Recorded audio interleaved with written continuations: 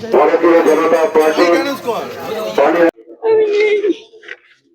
আমি ফটো নিয়েও করতে পারিনি। আমি খুবই অসুস্থ, খুব খুব অসুস্থ। आप देख रहे हैं ओजस भारत। इस वक्त हम मौजूद हैं पानीहाटी विधानसभा के 5 नंबर वार्ड में। यहाँ अभया की मां रत्ना देवनाथ चुनाव प्रचार में जुटी हुई है। यहाँ पानीहाटी बर्निंग घाट से उन्होंने चुनाव प्रचार की शुरुआत की। ये वही बर्निंग घाट है जहाँ अभया का अंतिम संस्कार किया गया था और उनकी मां आज भी उनकी बेटी के लिए, अपनी बेटी के लिए न्याय की तलाश में जुटी हुई है। ভালো চলছে। কি লাগছে এবার পরিবর্তন আসবে? অবশ্যই আসবে। আর আপনি তো একদমই নন পলিটিক্যাল ব্যাকগ্রাউন্ড, তো পলিটিক্সে মানে কিরকম আসলেন, কি ভেবে এসেছেন? অনেক ব্যথা যন্ত্রণা অনেক কিছু পার করে এসে আমি ডিসিশনটা নিয়েছি।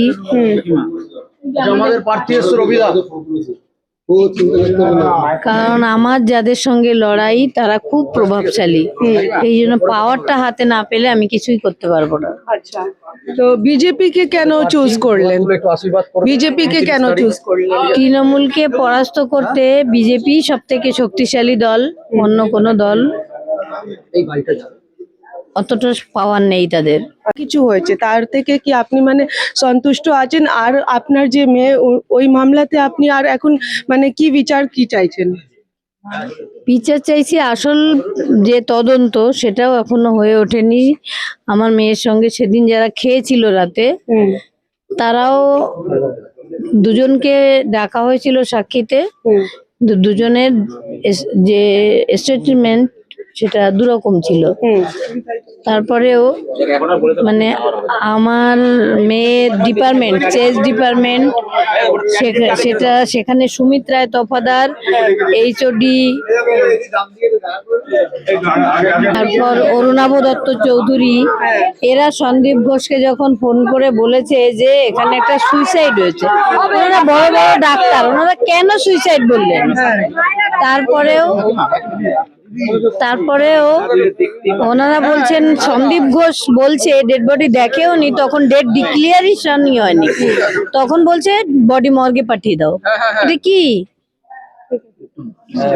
ডেড ডিক্লিয়ারেশন হলো না, এদিকে বলছে বডি মর্গে পাঠিয়ে দাও।